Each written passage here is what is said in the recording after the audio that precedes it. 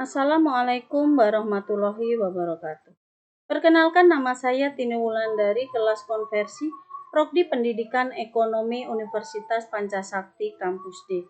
Di sini saya akan menjawab pertanyaan pada mata kuliah saya Pengelolaan Pendidikan dengan dosen pengampu saya Ibu Eka Putri MPDE.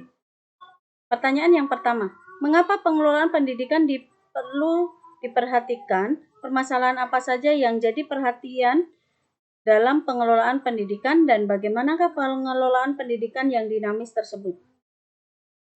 Jawabannya, karena pengelolaan pendidikan merupakan salah satu aspek yang penting yang harus diperhatikan dalam menjalankan proses atau aktivitas pendidikan. Adapun masalah yang harus diperhatikan dalam pengelolaan pendidikan adalah kurangnya ketersediaan dana pendidikan, minimnya bahan belajar mengajar, rendahnya kualitas tenaga pendidik, dan tidak tersedianya fasilitas yang memadai. Cara yang dilakukan agar pengelolaan pendidikan berjalan dinamis itu yang pertama adalah implementasi kurikulum.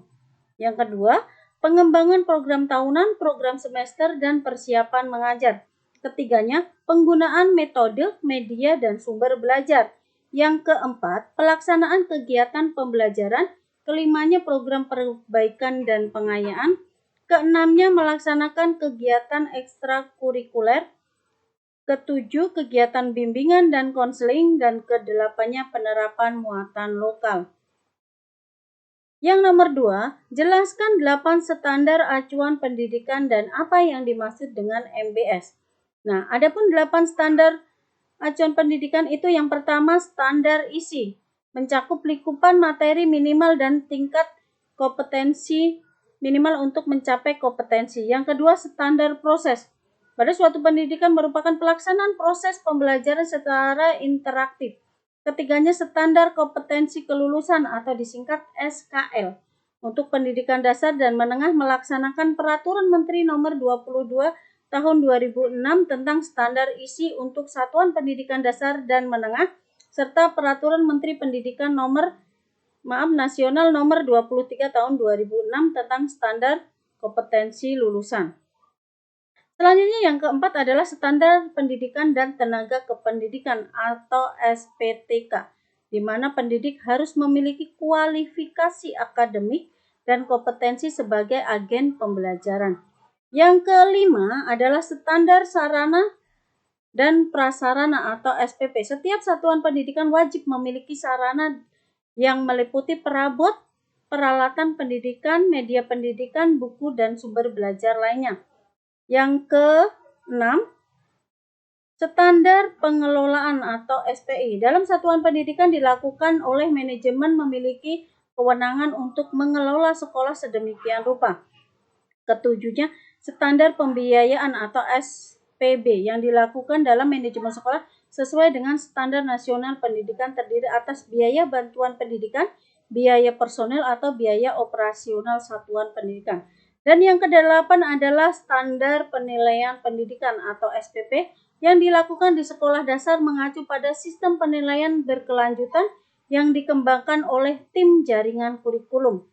Adapun pengertian MBS atau manajemen berbasis sekolah adalah proses mengelola sumber daya secara efektif untuk mencapai tujuan, memberikan otonomi lebih besar kepada sekolah dan mendorong pengambilan keputusan partisipatif secara umum.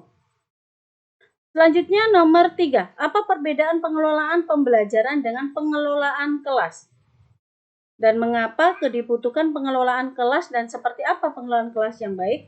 Jawabannya adalah pengelolaan pembelajaran dilakukan oleh siswa dan guru, kalau pengelolaan kelas itu dilakukan oleh guru. Hal-hal yang perlu diperhatikan pada pengelolaan pembelajaran dan pengelolaan kelas adalah pengelolaan kelas biasanya dilakukan oleh guru yang mengajar, sedangkan pembelajaran dapat dilakukan oleh siswa. Karena sikap disiplin mengajarkan kita untuk bertanggung jawab, menghukum siswa yang bersalah, dan dapat menambah wawasan siswa sehingga membuat guru menjadi senang. Dalam pengelolaan kelas yang baik, pengelolaan yang baik menurut saya adalah memberikan rasa nyaman dan senang pada anak-anak peserta didik, agar anak juga enjoy dalam kegiatan belajar mengajar sehingga bisa tercapai tujuan pembelajaran yang diberikan. Yang keempat adalah apa yang dimaksud dengan pengelolaan peserta didik dan bagaimanakah cara mengembangkan minat peserta didik. Yang pertama, pengelolaan peserta didik adalah layanan yang memusatkan pada pengaturan, pengawasan, dan layanan siswa di kelas dan juga di luar kelas. Adapun 5 tahap bagaimana mengembangkan minat dan bakat anak sejak dini, itu memberikan stimulasi atau rangsangan, terus mengamati tingkah lakunya, terus memperhatikan kecerdasan, memberi ruang eksplorasi, dan juga memberi dukungan positif atau memberikan penghargaan kepada anak yang berprestasi. Pertanyaan yang kelima, menurut saudara mengapa dibutuhkan revisi atau perubahan atau pengembangan kurikulum dan siapa saja yang harus terlibat dalam penyusunan kurikulum? Dalam kurun waktu tertentu, kurikulum sekolah harus selalu ditinjau kembali untuk dikembangkan atau diperbarui karena sebuah tuntutan zaman yang selalu berkembang dan mengharuskan seseorang yang hidup pada zaman itu mampu menyesuaikannya.